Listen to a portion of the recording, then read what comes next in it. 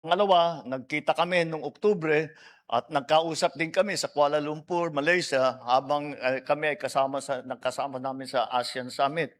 So, pagpunta ko rito ay medyo kilala ko na siya dahil marami na kaming naging usapan.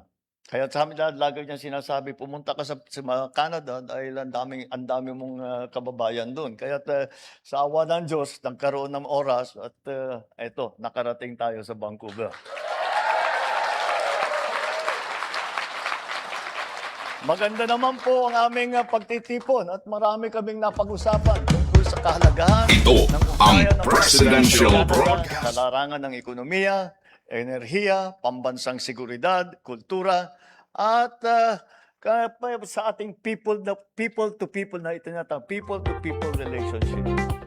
Napag-usapan din namin kung paano mapapalakas ang ating ekonomiya, mas mapabilis ang napalitan ng produkto at serbisyo, at mas mapapatatag ang seguridad hindi lamang sa ating bansa, kung hindi pinapag-uusapan na po natin ang buong Southeast Asia at saka Indo-Pacific region.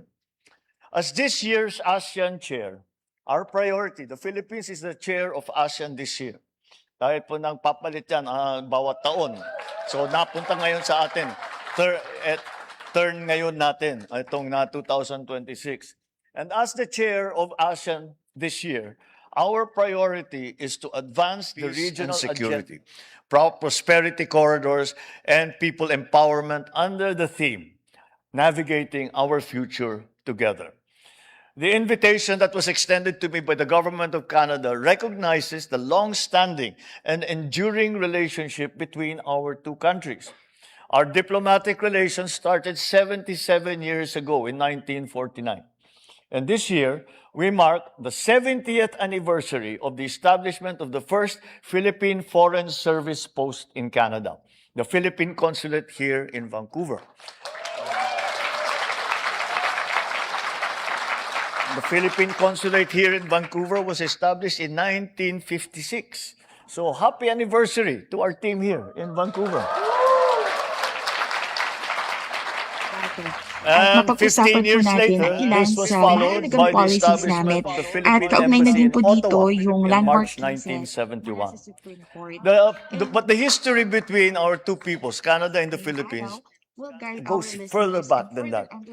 The first recorded Filipino in Canada's records, Mr. Benjamin Benson Flores, arrived in Bowen Island here in British Columbia in 1861. Nasa ilalim pa tayo ng Kastila noon, 1861. This marks 165 years of people-to-people relations between the Philippines and Canada. Canada is home to the second largest Filipino diaspora in the whole world, with 1 million residents tracing your heritage back to the Philippines. So the foundation is strong. Ating program. Tulad nga po ng nabanggit ko kanina, attorney, na pag-uusapan po natin ay tungkol sa Homeowners Association. Maaari niyo po ba munang ipaliwanag kung ano po ang Homeowners Association? Dahil dito, yes po, Sir Jay. Well, ayon po sa 2025 HSAC Revised Rules or Procedure, itong Homeowners Association or HOA, HOA, ay tumutukoy sa isang non-stock, non-profit corporation. And registered po ito sa Department of Human Settlements and Urban Development or DSUD. Or pwede din na dating registered po siya sa Housing and Land Use Regulatory Board or HLURB. O pwede din, registered siya sa Home Insurance Guarantee Corporation na nakilala po bilang Home Guarantee Corporation or pwede din po sa Securities and Exchange Commission. Ito po ay inorganize ng mga owner or purchaser ng mga lote sa mga subdivision or pwede din po sa village at iba pang uri ng real estate property na matatagpuan po sa loob ng jurisdiction or nasa sakupan ng kanilang Homeowners Association. So, maaari din po ito actually i-organize ng mga awardee or yung mga usufructuary. Ito yung may karapatan gumamit ng isang property na pagmamay-ari ng iba or ng legal occupants or yung mga upo ng unit ng bahay or lote sa isang socialized economic housing or kahit yung sa mga relocation project at iba pang urban estate. So, maaari din pong bumuo ng homeowners association yung mga underprivileged at homeless citizens o yung mga maririta, ayon po yan sa pagtukoy ng ating batas, no, na nasa proseso po sila ng pagiging accredited awardees ng ownership rights ng ilalim ng Community Mortgage Program or pwede din po sa Land Tenure Assistance Program at iba bang katulad na programang may kinalaman po sa socialized housing project ng government po natin. So, ayun, medyo malinaw po para sa ating mga kababayan kung ano yung ibig sabihin ng Homeowners Association. Pero, attorney, tanong ko lang po, ano-ano po ba ang tungkulin o gampanin nitong Homeowners Association para sa kanilang lugar? Naku, malaki po yung ginagampanan ng role ng Homeowners Association. Siyempre, dahil po nga organized po ito, sila po yung nagpapanatili ng organization ng lahat ng owners or miyembro po nila within sa isang subdivision, village, or sa isang community. So, na-mention ko na at kanina na meron po silang mga patakaran and meron din po silang mga guides kung saan ito po yung magpapanatili ng kanilang community na matiwasay, peaceful, at syempre po, meron din po silang services like for example, protection sa kanilang mga members and meron din po silang mga benefits na binibigay. So maganda po talaga na yung isang community merong homeowners association para maging organized din po yung mga taong nandoon sa loob ng subdivision, village, or isang community. Ayun. So, attorney, dagdag ko lamang po. Nire-record po ba ang pagbuo ng isang homeowners association ng DHSUD or ng DSUD? Yes po. Well, magandang tanong yan, Sir Jay, no? Apo. Magandang kalakayin pa natin. Apo. Kasi meron pong law na ito ba yung nag-govern ng Homeowners Association. Ito po yung 2024 Revised Rules and Regulations ng Republic Act number 9904 or mas kilala po yan sa Magna Carta for Homeowners and Homeowners Association. And yes po, dapat po na-registered po yung Homeowners Association sa DSUD. And ayon po doon sa Rule 5 Section 26 na nabanggit ko po na law, dapat may isa lang dapat na Homeowners Association na registered sa DSUD sa bawat subdivision, village, or defined community. So, maliban na lamang po kung mayroong dalawa or higit pang contiguous phases ang isang subdivision na registered or lisensyado bilang isang project. So, ibig sabihin po, kung sinabi natin contiguous phases, ay dalawa or higit pang phases ay connected po ng pinaghahatiang infrastructure at well-defined na magkatabi or common na boundary. So, sa ganyan pagkakataon po, maaari silang magtayo at mag-register ng kanilang homeowners association. And later po, no, mapag-uusapan mo natin yung kaso tungkol sa registration ng magkaibang homeowners association sa isang subdivision. Kaya mas maipapaliwanag po natin ang situation na ito. Pero i-add ko lang po na yung pag-register ng isang homeowners association, meron po itong requirement na kailangang isubmit sa DSUD. Tulad na po ng notarized articles of incorporation, bylaws, or yung mga tuntunin na pamamahala ng homeowners association. Meron din general information sheet at iba pa pong mga documents na nakalista doon sa 2024 Revised Rules and Regulations ng Magna Carta for Homeowners and Homeowners Association. So, better po na i-check po nila yung listahan ng requirements sa website ng DSUD. Mahalaga po ito kasi yung isang HOA upang kilalanin po silang legal na magdadala ng mga karapatan at obligations ng isang HOA, dapat registered sila. At isa pa pong advantage kasi pag registered sila is maaari po silang makinabang sa services ng DSUD and makakaroon din po sila ng legal standing para po makapaghain ng reklamo sa opisina naman po namin. So, kaya po importante na registered po sila. Ayun. So, medyo himay-himay lamang po natin, attorney. Kung nabanggit niyo po, dito, halimbawa, sa isang subdivision po kasi, di ba, sa isang subdivision, merong ilang phases na bumubuo. So, halimbawa, phase 1, phase 2, hanggang phase 5. pwede silang per phase magkaroon sila ng homeowners association, attorney? Yes, sir. Yun po yung sinabi ko kanina, kung meron silang tinatawag na contiguous phases. Ayun. So, bali merong 2 or more phases na connected po sila sa isang ginagawang infrastructure or magkatabi or common na boundary. So, sa ganito pong situation, maaari po silang mag-register ng kani-kanilang HOA. Yung phase 1, phase 2, phase 3, ganun po. Ayun. So, hindi lang pala basta-basta ang pagbuo ng isang homeowners association, attorney. At syempre po, upang siguruhin na maayos itong pagpapatakbo ng kanilang asosasyon, dapat mayroon sila mga pinuno o opisyal. Ano po ang proseso ng mga homeowners pagdating sa paghalal ng mga pinuno nito? Yes, tama po kayo, Sir Jay. Dapat po meron silang mga officers, no? So, patakaran po ng pamahalaan na itaguyod yung karapatan ng mga homeowners natin bilang individual and bilang member din po ng Homeowners Association. And sa pamagitan po ng HOA, ito po yung punan yung Attorney, effort ng medyo pakipihit lamang po tayo parang lumalabo po yung audio natin. Okay na po ba, Sir Jay? Okay na po. Okay, maraming salamat. I will repeat po yung sagot ko po sa question, no? Opo. Na tama po kayo, kailangan po ng officers or yung pagbuo ng Homeowners Association. Kasi patakaran po ng pamahalaan na itaguyod ang karapatan ng mga homeowner bilang individual and member ng Homeowners Association. At sa pamagitan po ng mga HOA, mapunan po ang mga effort ng local government units or LGUs natin na magbigay ng mga halaga at pangunahing services sa mga mamamayan. So, nakakatulong rin po yung HOA sa pagpapatupad ng mga patakaran, programa at mga ordinance ng LGUs at national government. Kaya dahil importante po yung role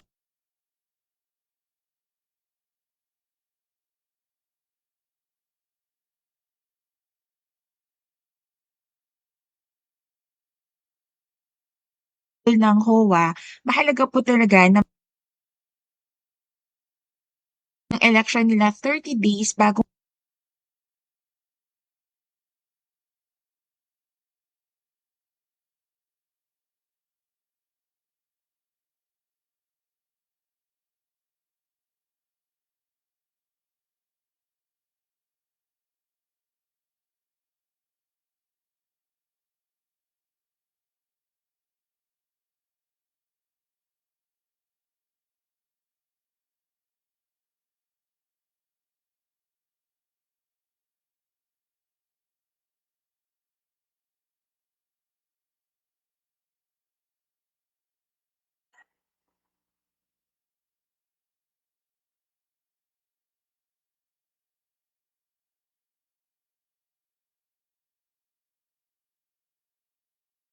Maria Jose! matapos or ma-expire Why are you inside the box? There's nothing I won't do for you. Just like Pag-ibig Fund Multi-Purpose Loan. The loan for your business, tuition, personal needs, and more. Borrow up to 90% of your savings. No processing fee and get fast approval. So you should... Apply now for the Pag-ibig Fund MPL via Virtual Pag-ibig! Pag-ibig Fund, solid ka ban? Yung sitwasyon o ano man sa kulangan na kinalalagyan. Sila raw yung nagpapaganda sa reputasyon ng Pilipinas at sa buong mundo. Ibinahagi rin ni Pangulong Marcos sa mga Pilipino dito ng HOA, yung mga aktibidad niya na ginawa sa official visit.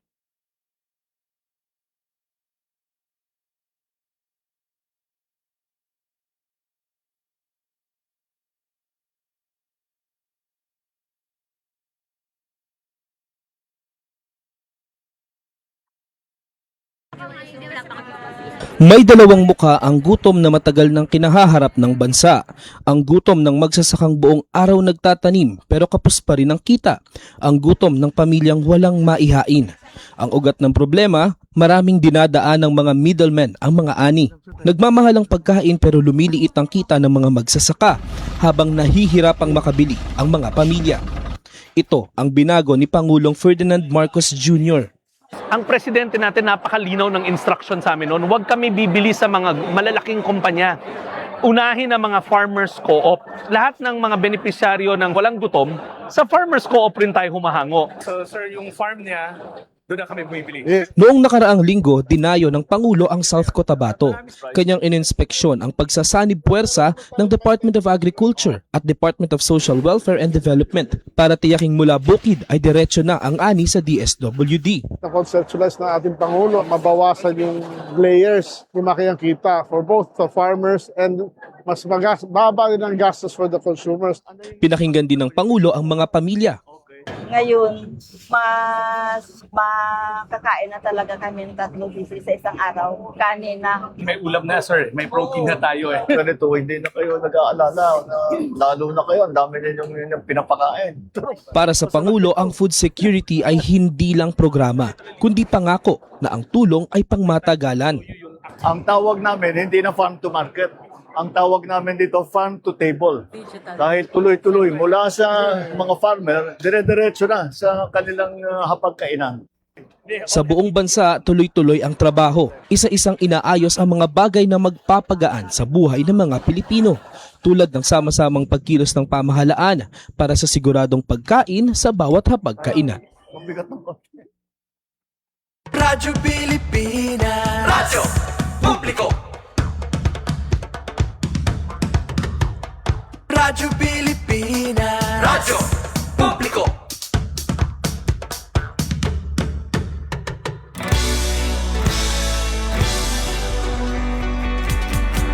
Mahalagang mga balita, napapanahong impormasyon. Kami ang inyong gabay pag may bagyo at sakuna. Serbisyo ng gobyerno kapag may nangangailangan. Mga proyekto ng Pangulo, damang-dama ang pagmamahal niya. Tulay ng mga hinaing, ang problema ng bayan ating lulutasin. Tulay sa himpapawid, tulay ng pagbabago.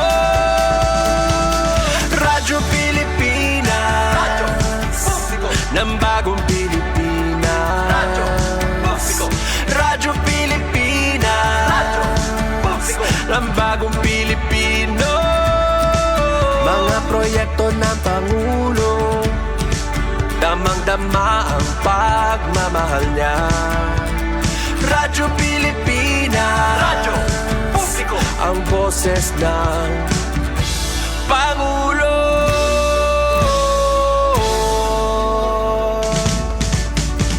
Karamay nyo kami, kahit malayo man kami nakakarating. OFW magsasaka, buhay ay iba't iba, san mang lugar ng bansa natin. Tulay ng mga hinaing, ang problema ng bayan ating lulutasin. Tulay sa himpapawid, tulay ng pagbabago. Radyo Pilipinas, Radyo Publiko, ng bagong Pilipinas. Radyo Publiko, Radyo Pilipinas, Radyo Publiko, ng bagong Pilipino. Mga proyekto ng Pangulo, damang-dama ang pagmamahal niya. Radyo Pilipinas, Radyo Publiko, ang boses ng Pangulo. Radyo Publiko, Radyo Pilipinas, Radyo Publiko, Radyo Pilipinas. Sa pagpapile nila ng complaint ay dapat sundin nila ito step by step. Tama, attorney? Yes, tama po, sir. Yun. So, ayan mga kababayan, tinalakay ni Attorney Ayin ang iba't ibang aspeto dito sa Homeowners Association at susunod naman itong tungkol sa landmark case na may kaugnayan sa Homeowners Association registration, kaya huwag kayong bibitaw. Abangan nyo po sa makalipas lamang ang ilang paalala mula sa ating himpilan. May dalawang mukha ang gutom na matagal nang kinahaharap ng bansa. Ang gutom ng magsasakang buong araw nagtatanim pero kapos pa rin ang kita. Ang gutom ng pamilyang walang maihain. Ang ugat ng problema, maraming dinadaan ng mga middlemen ang mga ani. Nagmamahal ang pagkain pero lumiliit ang kita ng mga magsasaka habang nahihirapang makabili ang mga pamilya. Ito ang binago ni Pangulong Ferdinand Marcos Jr. Ang presidente natin napakalinaw ng instruction sa amin noon, huwag kami bibili sa mga malalaking kumpanya.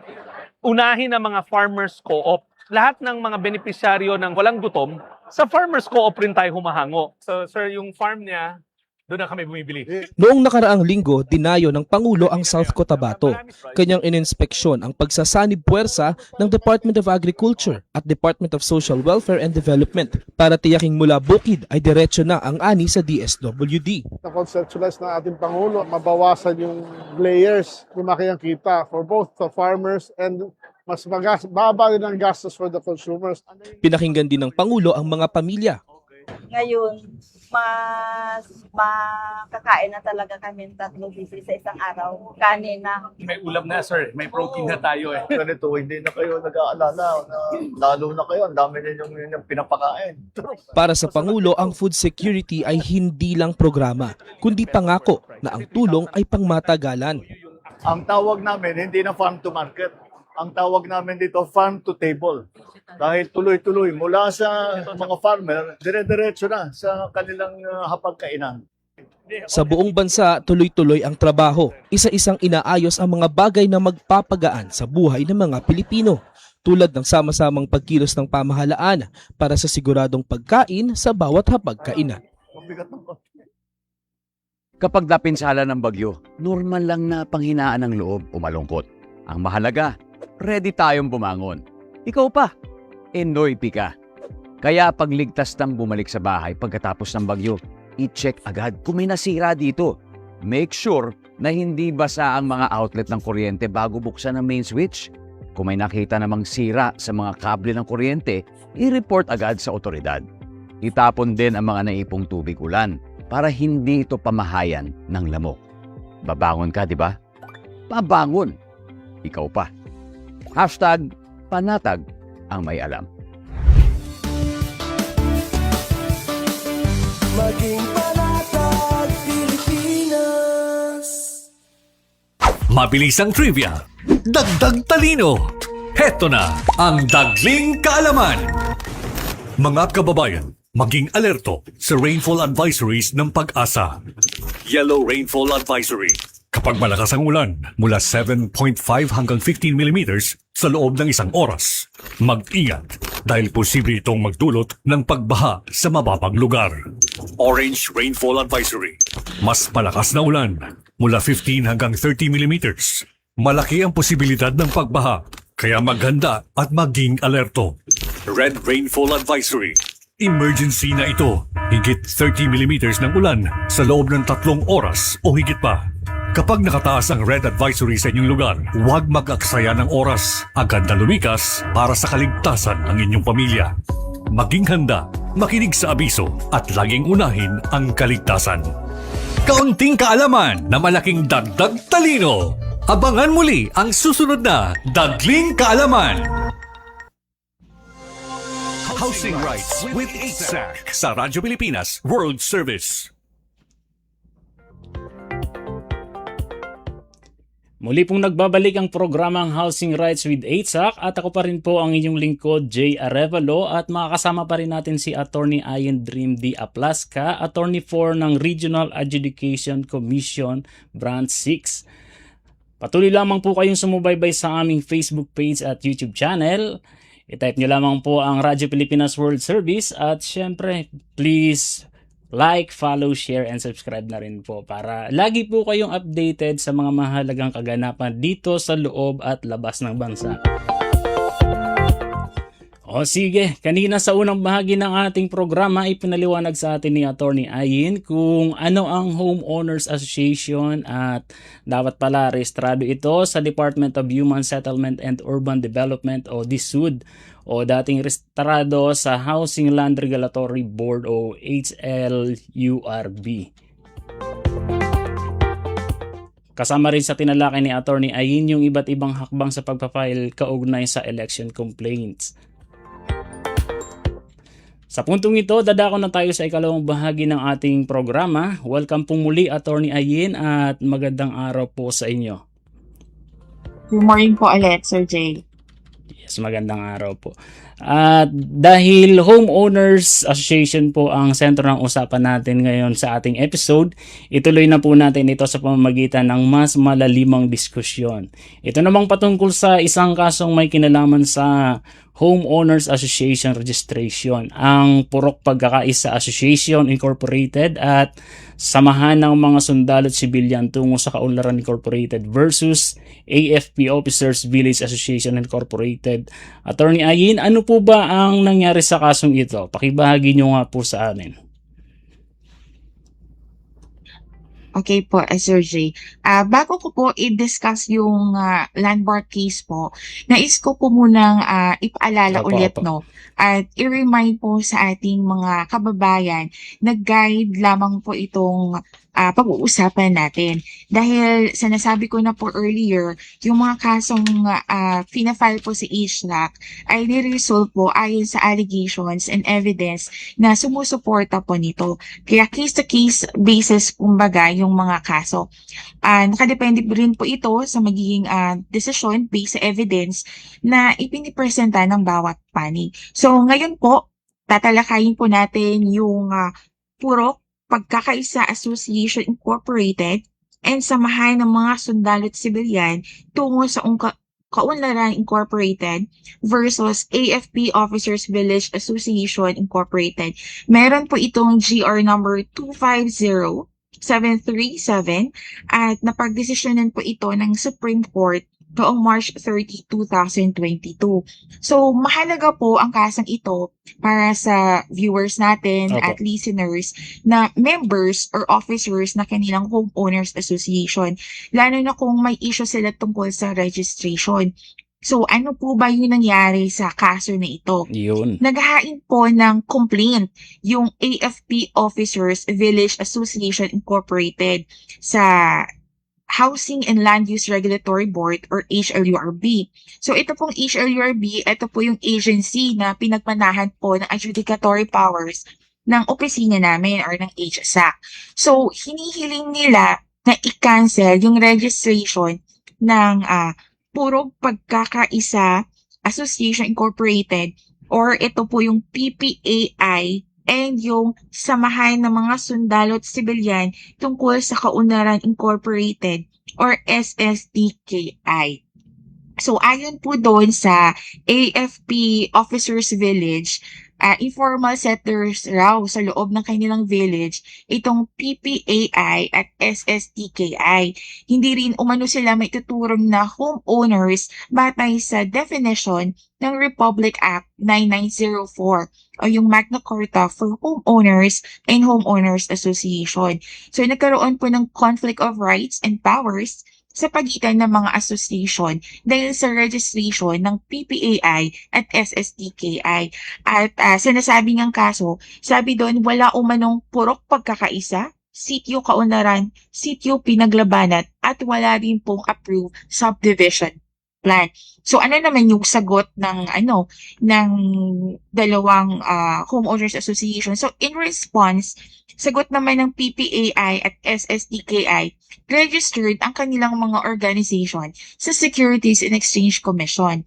At nung taong 1990, yung original members nila ay naimbitahang manirahan doon at lumipat sa Western Bicutan, Taguig City. So pinakukuan sila umano na i-award daw ng government ang mga lote sa kanila. And in addition, sabi nila na naging aktibo daw silang mga homeowners association at naniniwalang maaaring mag-coexist o parehong umiral yung kanilang mga grupo at yung AFP Officers Village. So, mas mainam rin na yung mga magkaibang organization at kanilang maggrupo dahil sabi nga nila, iba-iba daw yung kanilang economic status compare din doon sa AFP Officers Village. So, yun po yung nangyari doon sa kanilang reklamo. Ano po ang naging tugon naman ng HLURB at ng Court of Appeals dito, Attorney Ayin? So, yung sa HLURB po, yung naging desisyon ng Board of Commissioners nito, pinakancel po nila yung Certificates of Registration or Incorporation nitong PPAI at SSTKI. Kasi ayon po sa HLURB, yung lupang tinitirhan ng mga members ng PPAI at SSTKI ay part po siya ng lupa ng pamalaan na subdivided ayon lang sa isang presidential proclamation. So, hindi naman po actually itinanggi ng dalawang grupo na sila nga ay maituturing daw na informal settlers at hindi po sila member ng armed forces na siyang karapat-dapat na beneficiary ng mga lupain ayon sa presidential proclamation. And dagdag pa po ng HRB, i-declare daw ng Department of Environment and Natural Resources or DENR na yung lupang ino-occupy ng PPAI at SSTKI ay awarded at title sa ibang mamamayan sa ilalim ng naunang housing program na para lang po sa AFP personnel. So, nung umabot na po sila doon sa Court of Appeals, yung kaso po, sumang-ayon po sila sa naunang desisyon ng HRB na maituturing daw na homeowners ang PPAI at SSTKI. Ayun. So, ano po ang naging tugon naman ng Korte Suprema dito sa kasong ito, Attorney? So, ito po, mahalagang maintindihan ng mga homeowners association ang naging desisyon ng kasong ito upang po magkaroon sila ng appreciation sa kahalagaan ng registration nila. Especially po na umabot talaga ito ng Supreme Court. So, ayon po sa ating Korte Suprema, merong kapangyarihan si HLURB na mag-register ng mga homeowners association at mag-cancel din po, lalo na sa kasong tulad nito na merong dalawa or higit pang homeowners association na nakaregister sa parehong subdivision, village, community area, or isang housing project po. And according sa Supreme Court, sa naging desisyon ng Court of Appeals sa hindi qualified sa mga category ng pagiging homeowners, yung PPAI at SSTKI, yun din po, sumang-ayon doon yung Supreme Court. Nilinaw po ng Supreme Court na walang lote ang mga member nila sa loob ng AFP Officers Village kasi wala silang titulo at hindi rin sila po awardee or yung nasabi ko kanina, hindi sila usufructuary or legal occupant ng kahit anong unit, no? Ng kahit anong government socialized at economic housing. So, hindi din po daw sila makukonsider na informal settler based po doon sa definition ng batas na dapat ay beneficiary or awardee sila dapat ng isang government mortgage or land tenure program. And dagdag din ng Supreme Court na based mismo doon sa allegation ni PPAI at SSTKI, inimbitahan lamang sila na mag-relocate sa nasabing village at magbayad ng membership fee. Ngunit, wala po silang evidence na inaward talaga yung property sa kanila. So, kahit pa na magpakita yung dalawang grupo, yung PPAI at SSTKI ng resolution mula sa sangguniang panglusod ng Taguig bilang patunay na sila isang legitimate neighborhood association, hindi po ito maituturing na definitive or final na ruling ayon sa Supreme Court. Kaya naman kung nagbabalak po ang ating mga kababayang bumuo ng kanilang homeowners association, dapat po ito ay legal at registered sa DSUD.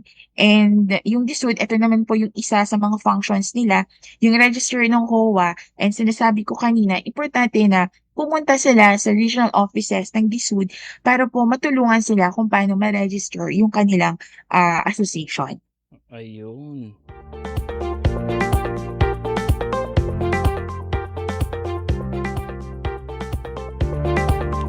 So napakahalaga talaga, attorney, na dapat ay rehistrado sa DSUD itong mga homeowners association. Ano po? Yes po, Sir Jay. Tama po kayo dyan.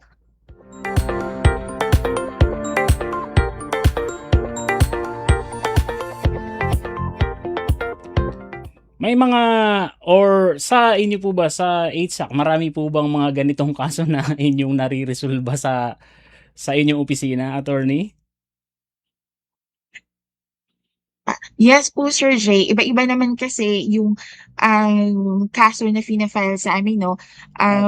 Dalawa po kasi yan eh. Real Estate Management and yung Homeowners Association. At ito po yung diniscuss natin na kaso, isa po talaga to sa mga kasong idinudulog sa aming opisina. So, pag mayroon po silang problema na kagaya po niyan, yun nga, pumunta sila ng DSUD or kung magpa-file sila ng case, sa amin na po sila dumiretso. Ayun. At sigurado naman po ay nakaalalay ang HSAC para sa ating mga complainant, attorney. Yes po, sir. Kasi kami po sa HSAC, hindi po kami nagbibigay ng legal advice. Pero nagbibigay po kami ng legal assistance. Ibig sabihin po niyan, kung gusto nila mag-file ng case, nandito po kami mag-assist kung paano po mag-file ng case, ano po yung mga requirements nila, and yung proseso. Ayan mga kababayan, sana po ay may natutunan kayo dito sa kasong tinalakay ni Attorney Ayin. Ay may maidagdag ko lamang po pala tungkol dun sa nauna nating bahagi kaninang talakayan, attorney. Ito bang pagbuo ng Homeowners Association ay para lang talaga dito sa mga subdivision? Hindi ito yung mga kasali sa mga barangay sanayon, ano, attorney? Depende po yan, sir, no? Kasi meron tayong requirements at tinitingnan sa isang homeowners association. Kaya sinasabi ko nga, importante na pupunta sila sa DSUD kasi doon po nila malalaman kung yung grupo ba nila kailangan nilang mag-register or hindi po. Hindi naman po kasi ito covered lang po sa isang urban na area. Pwede Opo. din po ito sa rural area. Ayun. Regardless po kung saan po sila located actually. Doon naman po sa mga opisyal ng Homeowners Association, di po ba, attorney, parang yung mga nagkakaroon, sa aking pagkakaintindihan, yung mga opisyal ay nagkakaroon parang koleksyon doon sa subdivision na nasasakupan nila ng monthly dues para pang-maintain sa kanilang subdivisions, tama? Yes po, sir. Tama po yan. Meron po silang tinatawag na association dues. Okay. Tapos, may ano ko lang, pwede ba nilang gamitin yung pondo na yon sa iba nilang mga agenda? Kasi parang dati may nabanggit sa akin or narinig ko na nagamit yung pondo ng Homeowners Association sa ganitong project na hindi naman related. Pwede ba, halimbawa, pwede magreklamo yung ibang mga miyembro patungkol doon? Yung association dues po, from the term itself na association, dapat po yung pinagagastusan nila redundant po sa benefit ng association or ng association members. So whatever po na ginagastusan na association, basta po for the benefit po ng isang asosasyon at na-meetingan po nila yon, walang problema po yun. Pero pag sa ibang bagay na, well, depende po yun kung ano yung nakalagay sa kanilang bylaws. So if outside na po sa panag-usapan nila, then pwede po magreklamo yung mga miyembro po either sa DSUD or pwede na po silang pumunta sa aming opisina sa HSAC. Ayun. Basta kung magagastos man nila related doon sa kanilang mga napagkasunduan, syempre dapat may mga kalakip itong mga dokumento na kinakailangan na liquidation report. Kumbaga kung sa mga government agencies, kailangan ng liquidation report na dapat nagtatali. Yes, sir.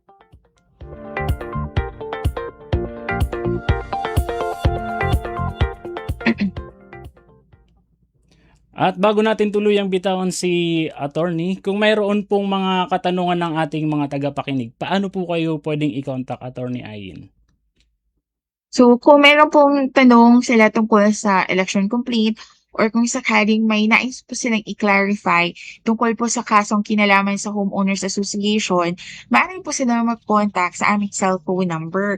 So yung cellphone number po namin ay 0917 0917-837-5380. Or pwede po silang mag-email din sa info@hsac.gov.ph. So, yan po ay info@hsac.gov.ph. And pwede din po nilang bisitahin yung aming Facebook page, yung at HSACPH, o yung website namin na hsac.gov.ph. So, nariyan din po yung directory ng central office namin at yung regional adjudication branches. Kasi syempre yung HSAC po, meron kaming regional offices kumbaga sa lahat naman po na region. Opo. So, pwede po silang bumisita sa aming opisina. And paalala ko din po, no, na dahil po kami ay isang quasi-judicial agency, parang korte na rin po kami. So, hindi po kami maaaring magbigay ng legal na payo or opinion. Ito po ay para hindi namin mapangunahan ang naghahatol ng aming adjudicators na mayroong authority na maghatol sa isang kaso. Ngunit, kung may tanong po kayo tungkol sa aming proseso, so maaari nyo po kaming i-contact dun sa number and email na sinabi ko po kanina. Ayun. At sa pamamagitan niyan, dito na po natin tinatapos ang talakayan natin kay Attorney Ayn Dream D. Aplaska, Attorney 4 ng Regional Adjudication Branch 6 ng Human Settlement Adjudication Commission. Maraming salamat po, Attorney Ayn, sa pagsama sa ating programa. Mabuhay po kayo at patuloy magbigay ng magandang serbisyo para sa ating mga kababayan. Maraming salamat, sir. Ayun. Maraming salamat po, Attorney.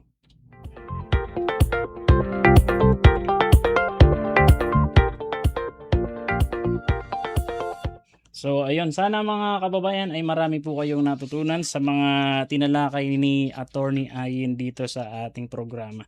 Kung saan tinalakay sa unang bahagi yung tungkol sa Homeowners Association, kung ano-ano yung mga dapat nating malaman sa nature ng Homeowners Association. Kung syempre dahil isa nga itong samahan, isang asosasyon, dapat merong mga opisyal at kinakailangan syempre yung mga opisyalis natin sa Homeowners Association ay may alam. Hindi yung naupo lang tayo sa pwesto o ay halal tapos pag nandun na hindi po natin alam kung ano yung ating mga gagawin. Kaya dapat ay kapag naihalal tayo, aralin din po kung ano yung mga dapat ninyong gawin sa inyong nasasakupan, kung ano po yung inyong responsibilidad na talagang pagbibigay serbisyo sa mga nasasakupan ninyo sa inyong komunidad. At sa ikalawang bahagi naman po, sana may natutunan kayo dun sa kaso na diniscuss ni Attorney Ayn tungkol dun sa homeowners registration.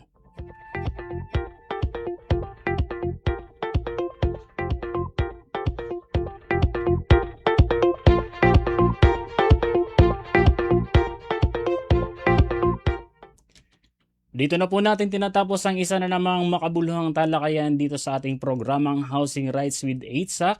Magpapasalamat na po tayo sa ating mga nakasama dito sa ating programa. Sa Master Control si Mr. Milo Junela. Sa ating Wirecast Operator si Mr. Hiro Lucero. At sa ating live stream operator at katuwang mula sa production team si Mr. Win Peñano. At syempre, yung mga katuwang naman natin mula sa HSAC sina Miss Bea Barte, Miss Jessica Robles at si Mr. George Sinsuan. Pasalamatan na rin po natin ang mga commissioner ng Human Settlement Adjudication Commission na sina Attorney Sergio Yap, Attorney John Christopher Mahamud, Attorney Michael Cloribel, Attorney Victoria Reyes Beltran at sa Executive Commissioner na si Attorney Abilino Tolentino III. Gayon din sa pamunuan ng Presidential Broadcast Service, Bureau of Broadcast Services sa pamumuno po ni Officer in Charge Mr. Alan Alianige at sa ating station manager dito sa Radyo Pilipinas World Service na si Mr. Ray Sampang. Abangan niyo po sa susunod na episode ng ating programa. Muli, maraming salamat sa mga sumubaybay sa programa. Ako po ang inyong lingkod, Jay Arevalo. Maraming salamat po, kabayan. Narito na kabayan, ang programang Housing Rights with HSAC. Isa ka bang home buyer, homeowner o parte ng isang homeowners association? Alamin ang inyong mga karapatan kasama ang Human Settlements Adjudication Commission. Housing Rights with HSAC. Magsisilbing gabay mo sa tamang proseso at hakbang sa pagtataguyod ng inyong karapatan bilang isang homeowner. Kaya't halina kabayan, huwag magpahuli sa mga mahalagang impormasyon at gabay mula sa HSAC para sa isang maunlad, mapayapa at nagkakaisang housing community. Housing Rights with HSAC. Dito sa Radyo Pilipinas World Service. Serving the Republic of the Philippines for more than 75 years. Ito po